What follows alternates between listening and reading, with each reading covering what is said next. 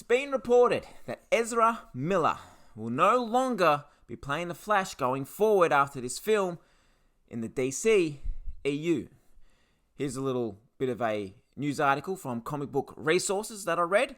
Let's go over it and let's have a little talk about it. Warner Brothers Discovery reportedly has no plans to continue working with actor Ezra Miller following the release of the upcoming DC Extended Universe film, The Flash. Miller's various and highly publicized legal troubles have presented what Deadline calls the first movie crisis for David Zaslav, CEO of the newly merged Warner Brothers Discovery, who plans to turn the DC franchise into a successful content vertical akin to the Disney Marvel franchise amid his restructuring. Deadline reports that Miller is simply not a part of those plans going forward in the future, regardless if there are more allegations or not. Miller, who has portrayed the DC comic book character Barry Allen, the Flash, in the DCEU since 2016, is currently slated to reprise their role in the upcoming solo film, The Flash, which wrapped production in 2021 and is scheduled for release on June 23, 2023. However, Miller has made numerous headlines as of late amid a string of troubling behavior and legal issues, with many onlookers criticizing Warner Brothers for continuing to keep the actor attached to the film. According to Deadline, Warner Brothers has tried getting help for Miller, but as the headlines pile on, Zaslav is faced with a dilemma regarding the actor's role in The Flash itself. The outlet postulates that Zaslav could either pull back on promoting the film, relegate it to HBO Max streaming service, or lean in towards making the movie a hit and then drop Miller if the situation doesn't improve. There is no winning in this for Warner Brothers. A studio source said, "This is an inherited problem for Zaslav. The hope is that the scandal will remain at low level before the movie is released and hope for the best to turn out." Now, some people are saying that Ezra Miller is just going through some stuff. He has a lot of mental health issues. He needs help. And that's the problem right here. And unfortunately, I'm going to sound like a prick, but hear me out first. That's not a good enough excuse. And I'm not blaming him, because if he has mental health issues, I understand that. But you're not going to be able to help someone if they don't want help. Personally, I've suffered from anger and depression, anxiety, when I was 15, 16 years old.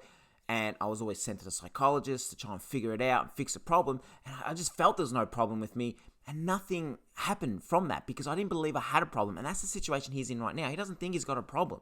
So therefore, you can send him to psychologists and get him help. But because he doesn't want the help and he doesn't see that he has a problem, the problem's not going to get fixed. And he won't change until he decides himself that, okay, I have a problem.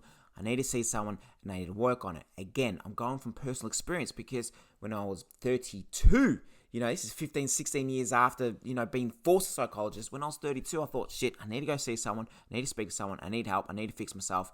I know I've got a problem.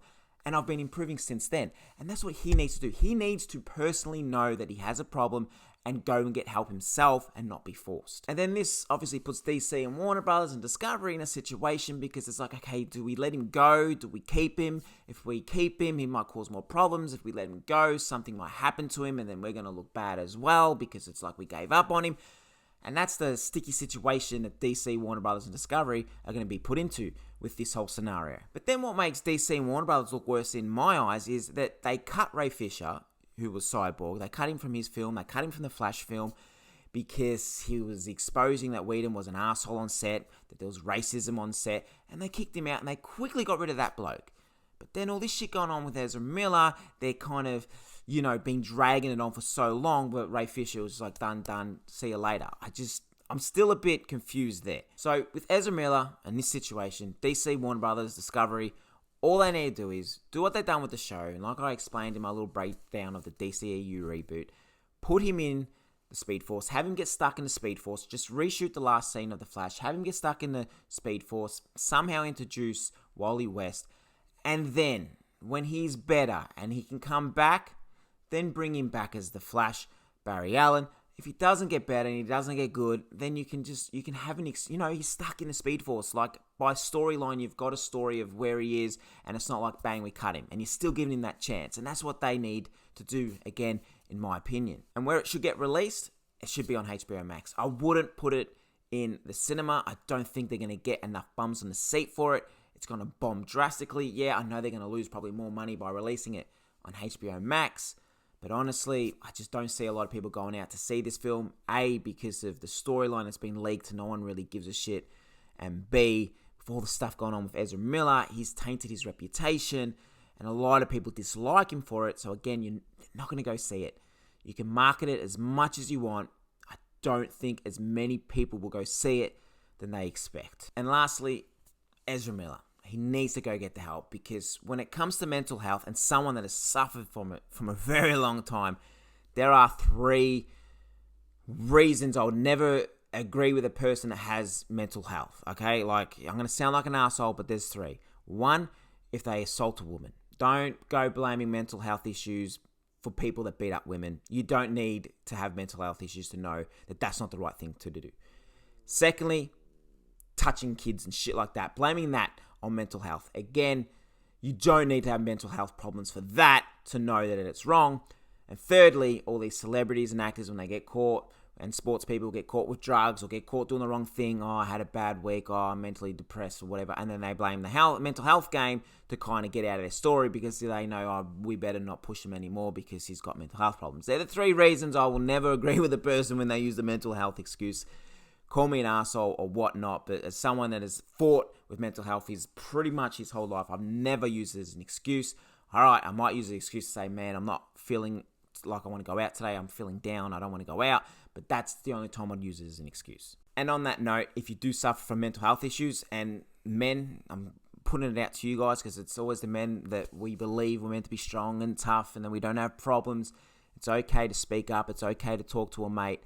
It's okay. You're not any weaker. You're not any less having problems. Okay, so if you feel down, you feel out, please open up to your friends, reach out to them, because there is nothing wrong with that. I promise you that. But what are your thoughts on this? Do you think it should go to HBO Max? Do you think it should go to the cinema? Do you think they should just cut off Ezra Miller, recast? What should they do? Let me know in the comment section below. Be sure to hit that subscribe button. Once we hit that 500 subs, I'll be doing a big giveaway. And we also have that weekly challenge where if you guys can make me laugh by sending in a video, you will win a $20 Amazon gift card. And that video will be the next video up. So be sure to hit the subscribe button so you can see how you can be a part of that and win. And I'll see you guys soon. Peace.